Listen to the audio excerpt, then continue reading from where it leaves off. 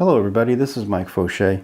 I've had some people ask me about the type of hardware I use. I pretty much publish all the hardware that I have on my blog site, but I thought, based on the requests that I've had, I thought I would go ahead and just kind of do a quick tour of what I use kind of on a daily basis, and also kind of review my network and storage concepts, just to give you an overview of the office/desk area. It's nothing real special, but I'll kind of go over what I have. As you can see, I have sort of a triple monitor setup, which I use certainly on a daily basis. I'm using a Dell 27-inch 4K HDR monitor as my primary monitor, which is the one in the middle, and then two of the Dell 24-inch, the 1920s by 1200s that I've had for a while. So, and I'm driving those off of my primary PC, which I'll get into a little bit more a little later. But you can kind of see it on the bottom here. It's a basically it's Core i7 8700K, 32 gigs of RAM, two NVMe SSDs, and one standard SATA SSD for temporary storage. Driving it is a 1060 GTX 1060, which is fine for everything I do. Obviously, I'm looking forward to possibly getting an RTX here in the future, but right now this does everything I need to do and then some. I'm also using a secondary system, which you can see over here, and that's a Core i7 7700K, and I use that for play around, to tinker around a little bit with VR, and I also use it at times for workload, offload, recording, things like that, kind of in tandem with some of the stuff I'm doing. So that's kind of an overview. I also want to get into some additional things that I do use for my everyday work. So an important part of my workflow is the Elgato Stream Deck. I use it a lot for when I do some video editing and a few other functions that I've programmed in.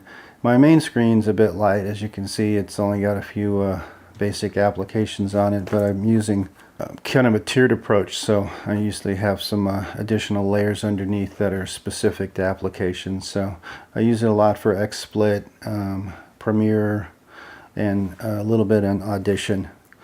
Next to it's my mixer, which I use not as much as I used to, since I've gone to a more portable recording using a Zoom recorder, but I still use it for my primary mic. So when I'm doing any XSplit work or podcasts or anything like that, I do use that Heil PR microphone, which is a great microphone.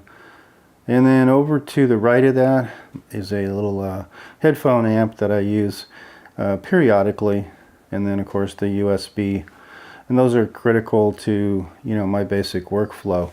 And as you can see, I also have a few headphones, and I've got some more over on the other side of the room. So I've got quite a few of them, mostly portable headphones, but I've got quite a few headphones kicking around here. So that's kind of what's on that side of the desk.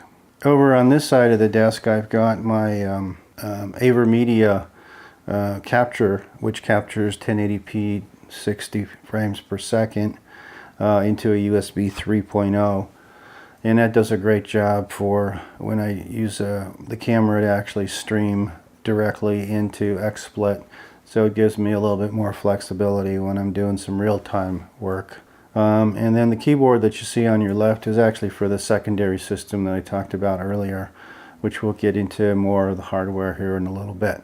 Okay, the next part of the video or the tour I'd like to show you is actually my network and storage, and we'll start with the bottom rack. And basically it's pretty straightforward.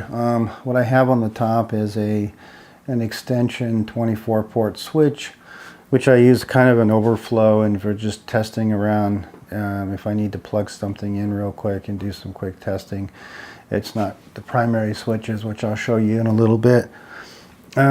Just below that is actually my dual firewall. So What I have actually is a 2U case. These are iStar cases that I picked up and built my own systems with. Basically, the primary firewall is actually an older Core i5, which I use with about 8 gigs of RAM, even though the software only sees 6. And that's basically running Sophos XG. And if you've seen some of my videos, you'll see that I'm a big fan and I use it exclusively. The system below it that you see is actually a backup. So in the event that there's a failure, or I have a failure of some sort, what I do is I'll be able to quickly plug over. I keep them both current and patched, so it's just a matter of basically moving a couple of cables and I'm on my way. So they're both registered, both able to step in when you need it. You know, in an ideal location, this would be like a failover system, but I didn't want to actually run both all the time, so I'm just running the one and have, you know, once a month or so I'll run patches and make sure it's still current. So that's how I run mine.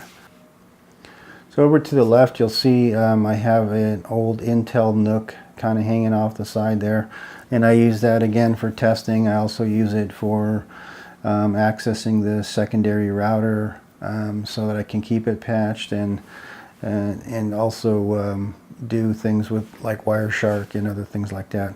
So it's pretty much a floater. It kind of does what I need to do when I need to do it.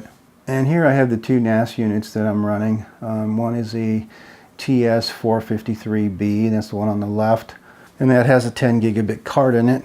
Again, if you look at my QNAP videos, you'll see, you know, more detail on the hardware. And the one on the right is actually my newest one, which is a TS951X, and that also has built-in 10 gigabit, and that's a 9-bay unit.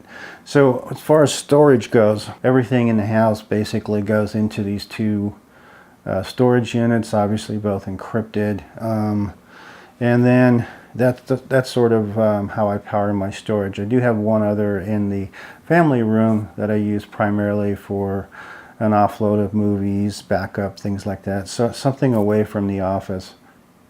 And lastly is my bank of UPS units. So I've separated these. They're obviously nowhere near capacity on everything, but I have a dedicated one for the modem and the router, and then also dedicated for the QNAP storage units. So, and then the others power the rest of the stuff that's on there, switches and everything else. And I'll show you the balance of the network here as we move across. Okay, and the top part of my network I want to show you is a little bit hard to get to, and there's probably a little bit of glare from the glass, so I apologize for that. But it actually has several things going on here. The top switch that you see, this kind of has an orange color to it, or brownish color to it, is actually a PoE switch, and that drives my access points, some of the cameras, and also drives the cloud key controller, which you can kind of see rolled up on the top there. The next switch down is actually a standard run-of-the-mill 16-port D-Link, which I use for a separate network that I use for the family. It's I use a 2-network configuration here at home. I've got more details on some of my other videos and on my blog site as to why I do that. And then below that you'll see the QNAP switch, which is my latest addition. That's actually a 12-port using some fiber connectors as well as the RJ45s to power 10 gigabit. So for what I use it for, I'm using primarily the RJ45 connections, which I've got piped into several of my systems. So both of my NAS units and two of my primary and secondary system, I'll run off of 10 gigabit. And also a server, which I actually have in the closet in another room, that's also powered off of 10 gigabit. And I've done some work on my other videos in terms of performance and, you know, compatibility and things like that. So if you want to check those out, please do that. And then below that is another D-Link 24-port switch. And these are unmanaged switches. I don't use, I've got managed switches out in my entertainment centers bedroom, family room, where I manage some VLANs and things like that. But for what I'm using here, these are mostly extensions that I use to connect various devices. So I don't really need the managed switch in here.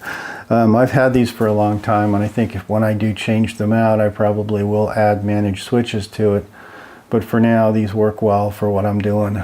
That's kind of an overview of the network. We can then get into the individual systems, give you an idea of what's there. Okay, let's start with the secondary system. And again, this is going through a window, so I apologize if there's a little bit of glare. But this is the Core i7-7700K running a 960 GTX and using the NZXT X52 cooler, and of course an NZXT 340 Elite case. I'm also running the Hue and a few other things in there. This has actually only 16 gigs of RAM. This one is again a secondary system that I use primarily for work offload. Okay, so this is my primary system. It's a predominantly ASUS running the Maximus Hero 10. It uses an ASUS Strix 1060 GTX. This is a Core i7-8700K. It's got the additional Hue lighting, and I'm running a Intel clone 10 gigabit card in it, as you can see from the, or hopefully see from the bottom there a little bit, and 32 gigs of DDR4. This is all piled into an NZXT H700i case, which I really like, driven from a Corsair power supply. So that's my primary system. Use it for a little bit of gaming, video editing, general purpose work. It's served me really well. Does a great job. Hope you've enjoyed the video. I'll post some links to the majority of the hardware that you've seen today in case you're interested. Don't forget to subscribe, and please post any questions or comments you might have below. Thank you very much and have a great day.